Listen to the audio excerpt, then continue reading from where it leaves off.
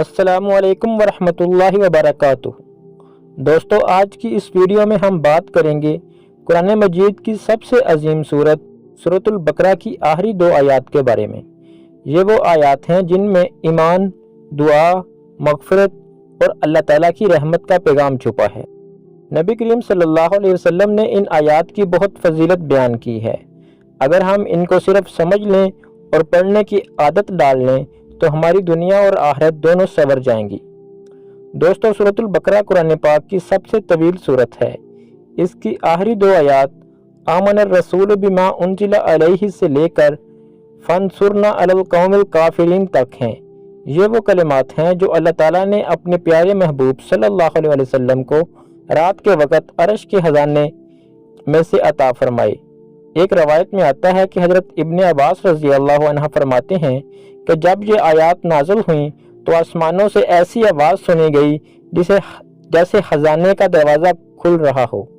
رسول اکرم صلی اللہ علیہ وسلم نے فرمایا، جو شخص رات کو سورۃ البقرہ کی آخری 2 آیات پڑھ لے وہ اس کے لیے کافی ہوں گی۔ یہ آیات انسان کے لیے عبادت، حفاظت اور رحمت کا ذریعہ ہیں۔ اگر کوئی شخص رات کو ان 2 آیات کو پڑھ لے تو گویا اس نے ساری رات عبادت کی۔ ایک اور حدیث شریف میں آتا ہے کہ مجھے آسمان کے نیچے سے ایک خزانے سے 2 نور دیے گئے جو کسی نبی کو مجھ سے پہلے نہیں دیے گئے۔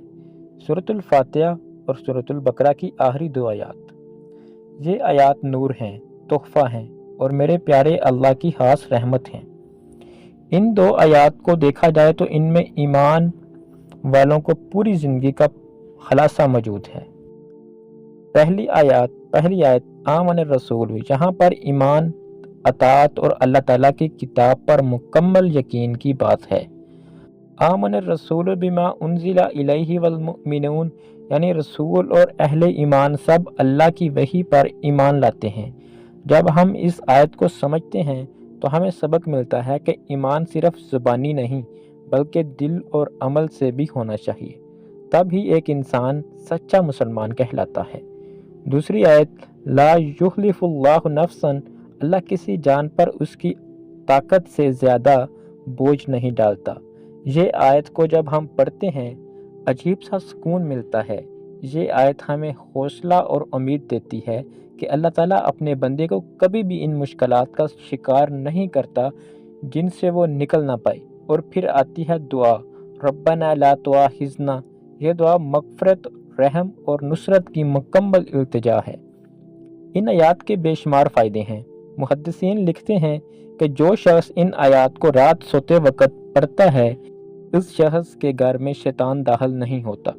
اگر کوئی شخص پریشانی یا خوف میں ہے تو یہ آیات دل کو سکون دیتی ہیں۔ جن گھروں میں ان آیات کی تلاوت ہوتی ہے وہاں اللہ تعالیٰ کی رحمت اور برکت نازل ہوتی ہے۔ اور سب سے بڑی بات یہ ہے کہ ان آیات کو پڑھنے والا اللہ تعالیٰ کے قریب ہو جاتا ہے۔